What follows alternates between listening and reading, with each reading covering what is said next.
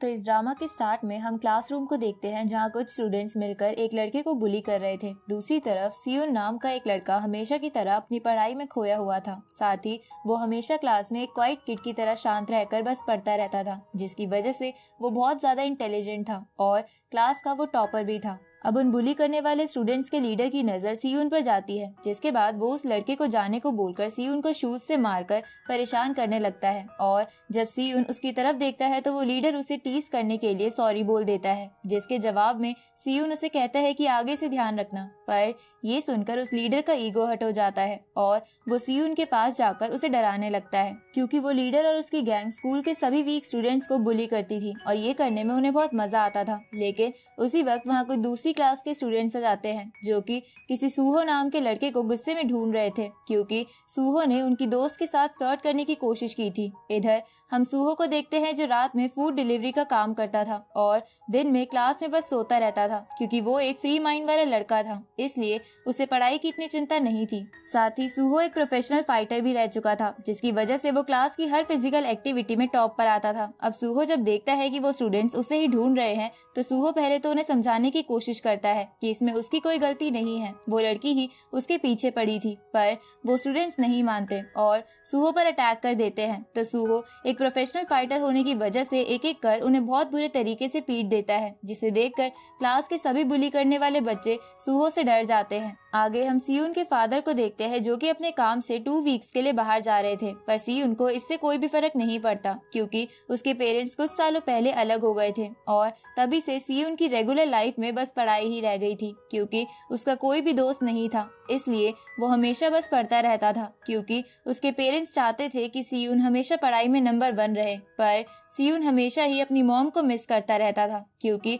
उसकी मॉम अलग होने की वजह से अब उनके साथ नहीं रहती थी। नेक्स्ट मॉर्निंग हम क्लास के सभी स्टूडेंट्स को रेस करते देखते हैं, क्योंकि आज उनका फिजिकल पीरियड था और इस रेस में सूहो सभी स्टूडेंट्स को पीछे छोड़कर सबसे पहले रेस खत्म कर देता है। पर इधर सियोन फिजिकल एक्टिविटी में बिल्कुल भी अच्छा ना होने की वजह से सबसे पीछे था, जिसको देखकर वही बुली करने वाले लड़के उसका मजाक उड़ाने लगते हैं। पर सूहो को ये सब अच्छा नहीं लगता और वो उनमें से एक लड़के को अपने शूज से मारकर सभी को चुप करा देता है और वो लोग भी सूहो से डरने की वजह से कुछ नहीं कर पाते। अगले दिन उनकी क्लास में एक न्यू स्टूडेंट आता है, जिसको वो बदमाश लड़के और उनका लीडर जिसका नाम यंग बिन था, वो सभी मिलकर उसे परेशान करने लगते हैं, क्योंकि वो नया स्टूडेंट भी फिजिकली वीक था। तभी क्लास में सियोन आ जाता है और वो यंग बिन को उसकी सीट पर से उठने को बोलता है, क्योंकि यंग बिन सियोन की सीट पर बैठकर ही अपनी गैंग के साथ उस नए लड़के को बुली कर रहा था। पर अब सियोन की सीट से हटने वाली बात सुनकर यंग बिन गुस्सा हो जाता है और वो सियोन को भी डराने लगता है। लेकिन सूहो उन सभी को शांत रहने के लिए बोलता है, क्योंकि वो सो रहा था। तो ये सुनकर यंग बिन वहाँ से चला जाता है, क्योंकि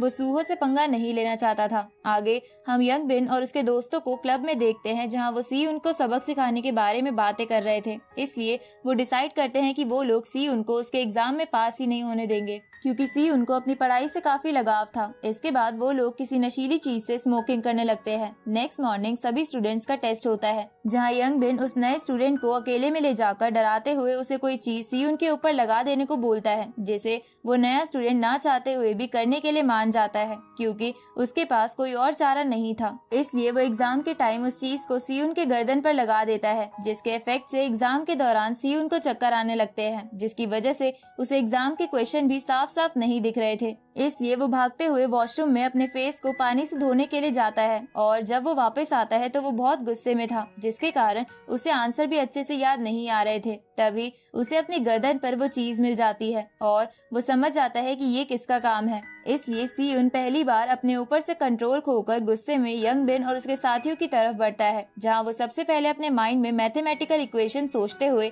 यंग बिन के दोस्त में एक पेन घुसा देता है ताकि वो बीच में ना आए। जिसके बाद सियोन एक बुक उठाकर न्यूटन के लॉस को याद करते हुए फोर्स के साथ उस बुक की मदद से यंग बिन को पीटने लगता है, जिसके कारण यंग बिन बेहोश हो जाता है। पर सियोन तो आज यंग बिन को जान से मारना चाहता था, पर तभी सूहो बीच में आकर सियोन को पीछे फेंक देता है। तो सियोन एक चेयर को उठाकर सूहो पर भी अटैक करता है, क्योंकि उस चीज पर ऐसा ड्रग लगा हुआ था जो अगर किसी को दिया जाए तो वो गुस्से में पागल हो जाता है। अब उसी वक्त वहाँ उनकी टीचर आ जाती है, जिसको देखकर सियोन शांत हो जाता है। जिसके बाद उसकी टीचर सियोन को हॉस्पिटल में यंग बिन को सॉरी बोलने के लिए लेकर आती है, पर वहाँ यंग बिन की मॉम सियोन पर बहुत गुस्सा होने लगती है और वो सियोन को जुवेनाइल जुवेनाइल सेंटर भेजने की बात करती है तो सीयून यंग बिन के बैग को खोलकर उस ड्रग्स के पैकेट को दिखाते हुए सारी सच्चाई बता देता है, जिसकी वजह से यंग बिन को सीयून पर बहुत गुस्सा आता है क्योंकि उसकी मॉम को ड्रग के बारे में कुछ नहीं पता था और अब वो उस पर गुस्सा कर रही थी। नेक्स्ट मॉर्निंग जब सीयून क्लास में पढ़ाई कर रहा था तो यंग बिन के दोनों दोस्त आकर सीयून को धमकी देते हुए बोलते हैं कि तुम हमसे क्लास के बाद अकेले में मिलना।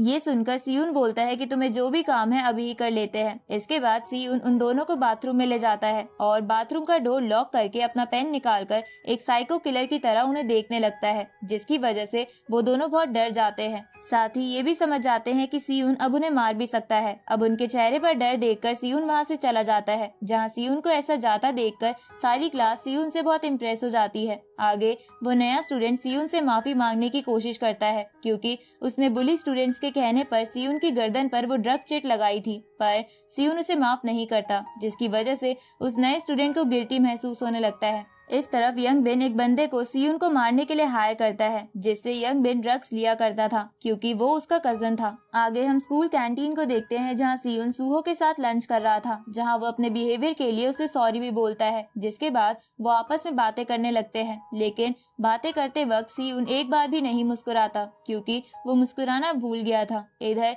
सभी बच्चे इन दोनों को साथ में देखकर हैरान थे क्योंकि सीयून पहली बार किसी के साथ बात कर रहा था। इसके बाद सीयून जब क्लास से बाहर आता है तो यंग बिन और वो बंदा अपने दोस्तों के साथ सीयून का रास्ता रोक लेते हैं, जिसके बाद वो उसे एक पंच करते हुए उसे अपने साथ कहीं लेकर चले जाते हैं। पर ये सब वो नया स्टूडेंट देख लेता है और सूहो को जाकर सब कुछ बता देता है। साथ ही वो सीयून की हेल्प करने के लिए भी बोलता है, जिसके लिए सूहो पहले तो नहीं मानता क्योंकि सीयून उसका कोई दोस्त नहीं था और उन्होंने बस साथ में लंच किया था। पर जब वो नया लड़का उसे सीयून की हेल्प के बदले पैसे ऑफर करता है तो सूहो इसके लिए तुरंत ही मान जाता है, जिसके बाद वो दोनों सूहो के स्कूटर में बैठकर सीयून को ढूंढने लगते हैं। दूसरी तरफ हम सीयून को देखते हैं जिसे वो सभी बंदे एक सुनसान जगह पर लेकर आ गए थे, जहाँ शुरू में तो सीयून अपनी इक्वेशंस और नॉलेज को इस्तेमाल करके उन सभी को पीटने लगता है, पर थोड़ी ही देर में वो सब मिलकर उस पर भारी पड़ने लगते हैं। पर तभी वहाँ सूहो आकर सीयून को बचा लेता है, जिसके बाद वो बंदा जिसे यंग बिन ने हायर किया था उसके और सूहो के बीच फाइट होने लगती है और इसी बीच यंग बिन और उसके दोस्त सीयून का हाथ तोड़ने की कोशिश करते हैं ताकि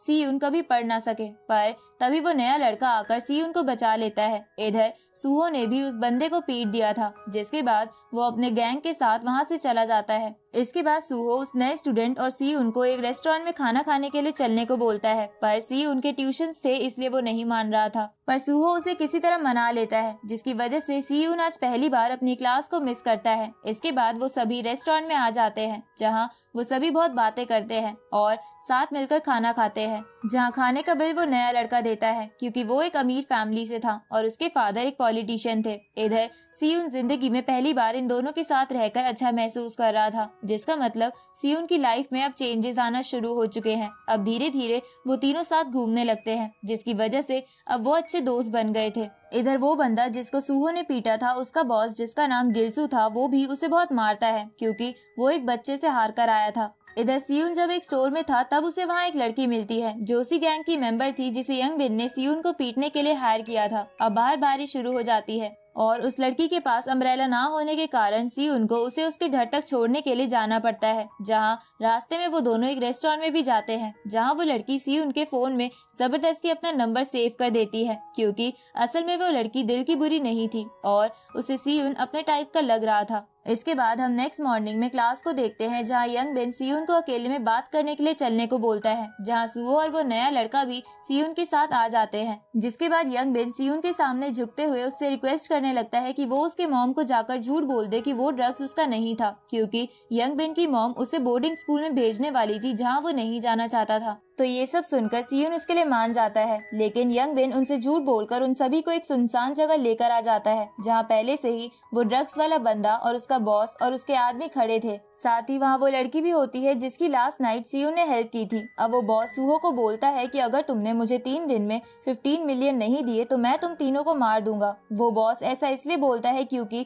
वो अपनी गैंग की मदद से उल्टे सीधे काम करता था और उसे अच्छा नहीं लगता कि किसी और ने उसके गैंग मेंबर को पीट दिया। लेकिन सूहो को वो आम सा गुंडा लग रहा था, तो वो बॉस सूहो के हाथ पर कट लगाकर बोलता है कि मैं कोई मजाक नहीं कर रहा हूँ। इसके बाद वो बॉस वहाँ से चला जाता है। जिसके बाद से वो सभी गैंग वाले बंदे इन तीनों पर नजर रखना स्टार्ट कर देते हैं कि इनका घर कहाँ है और ये कहाँ कहाँ जाते हैं। इधर सियुन छुपकर उस लड़की को कॉल करके मिलने के लिए बुलाता है, जहाँ वो लड़की उसे बताती है कि उसका बॉस बहुत ही खतरनाक है। तो सियुन पूछता है कि तुम उसके साथ काम क्यों करती हो और क्या तुम इस काम से खुश हो, जिसका जवाब उस लड़की के पास नहीं था, क्योंकि वो सच में इस काम से खुश नहीं थी, पर बॉस के डर की वजह से वो कुछ नहीं कर सकती थी। दूसरी तरफ सियुन का वो दोस्त जो कि बहुत अमीर था, वो अपने ही फादर की वॉच को चोरी करके उसे बेच देता है, जिससे उसे 15 मिलियन मिल जाते हैं। जिसके बाद वो सारे पैसे सियुन और सूहो को देने लगता है, पर सियुन इसके लिए मना कर देता है और वो बोलता है कि मेरे पास उस बॉस के बुरे कामों के खिलाफ प्रूफ है, इसलिए मैं उसके बारे में पुलिस को रिपोर्ट करने वाला हूँ। तभी